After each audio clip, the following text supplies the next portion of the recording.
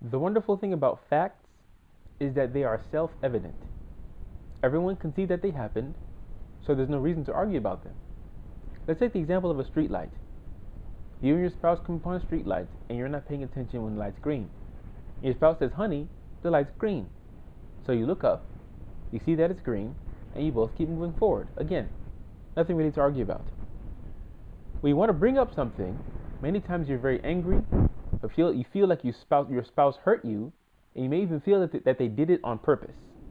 You may even feel good about calling them names, calling them selfish, saying what they did was stupid and causing them pain just like they caused you pain. My guess is that if you've been doing this, you haven't been getting the results you want. So fine, you were rude back to them and you won. But what did you actually win? When you want to bring up something with your spouse, leave off the desire to be rude and strive to be respectful. The way to ensure that they don't get defensive or completely shut down is to separate out the facts and your feelings. Facts are neutral. No one can dispute them, and people are usually not offended by them.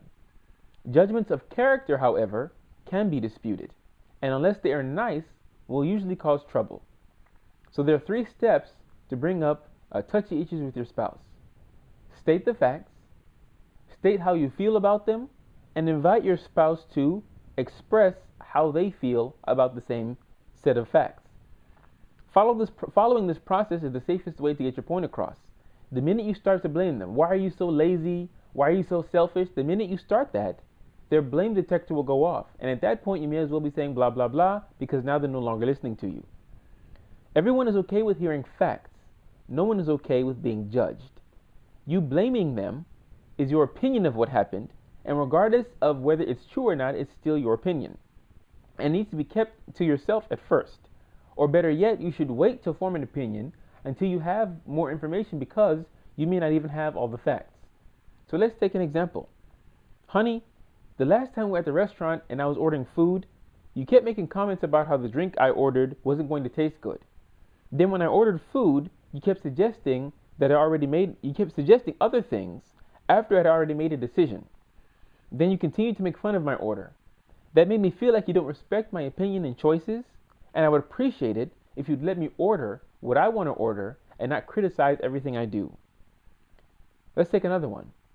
"Honey, when we get the kids ready in the morning, I feel like I usually take charge of getting them ready for school, and I don't mind that.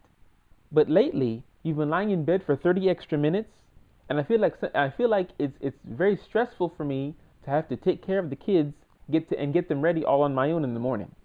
When you lay in bed for so long, when you know that I'm actively trying to get the kids ready for school, that makes me feel unappreciated.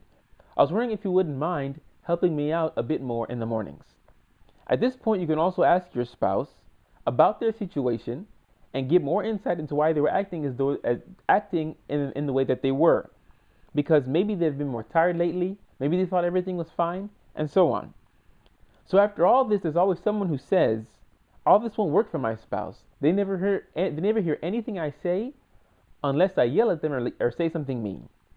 So, well, not everything works for everyone. But if you haven't been getting the results that you want, why not try something different? Brother Q, signing off. Assalamu alaikum.